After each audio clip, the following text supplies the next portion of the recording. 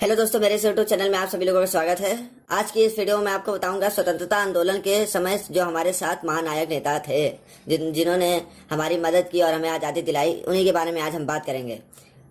दोस्तों, जब भी हम 15 अगस्त की बात करते हैं तो हमारे सामने देशभक्ति की भावना और वह गौरव अंतिम पल आ जाता है जब हमारा देश आज़ाद हुआ था और अंग्रेज हमारे देश से लौट गए थे। साथ ही इसके अलावा हमें आज़ादी दिलाने में वे महानायक भी याद आ जाते हैं जिन्होंने हमें आज़ादी दिलाने के लिए अपना सब कुछ न्यौछावर कर दिया और अपना जीवन इसी उद्देश्य में जिया।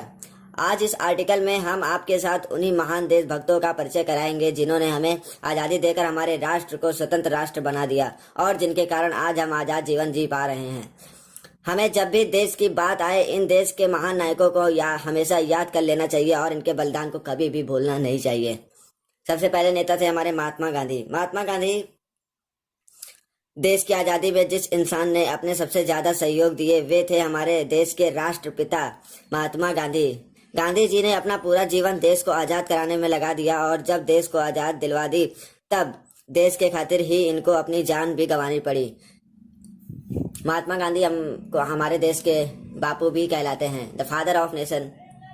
महात्मा गांधी ने उपाधि हासिल की थी। हमारे सुभाष चंद्र बोस के व्यक्ति थे जिन्होंने देश के आजाद कराने की कसम खाई थी।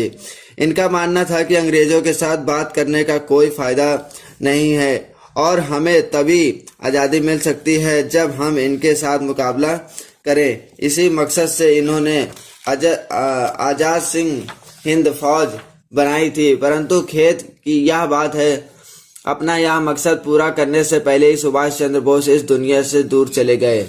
चंद्रशेखर आजाद अपने प्राणों की परवाह न करना और अंग्रेजों को मुंह तोड़ जवाब दिया। चंद्रशेखर आजाद ने खुद के बल पर अंग्रेजों से कई बार लोहा लिया और अंग्रेजों के दांत खट्टे किए और इसी दुश्मनी के कारण उन्हें अंग्रेजों ने घेर लिया था और उनकी हत्या करना चाहते थे। लेकिन बहादुर चंद्रशेखर आजाद ने कसम खाई थी कि वे अंग्रेजों के हाथों नहीं मारे जाएंगे। इसीलिए उन्होंने खुद को गोली मार दी और लाखों युवाओं को अपने बलिदान से इंस्पायर किया। पांचवें नेता थे हमारे सरदार वल्लभ भाई पटेल।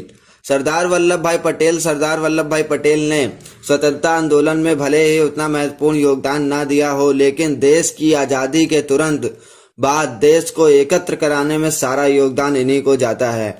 जब देश आजाद हुआ उस समय यह डर था कि कोई और देश भारत पर आक्रमण करके भारत पर कब्जा ना कर ले, लेकिन पटेल की समझदारी से भारत के सारे राजवाड़े भारत देश में शामिल हो गए और भारत का एक एकत्र राज्य बन गया। छठे नेता थे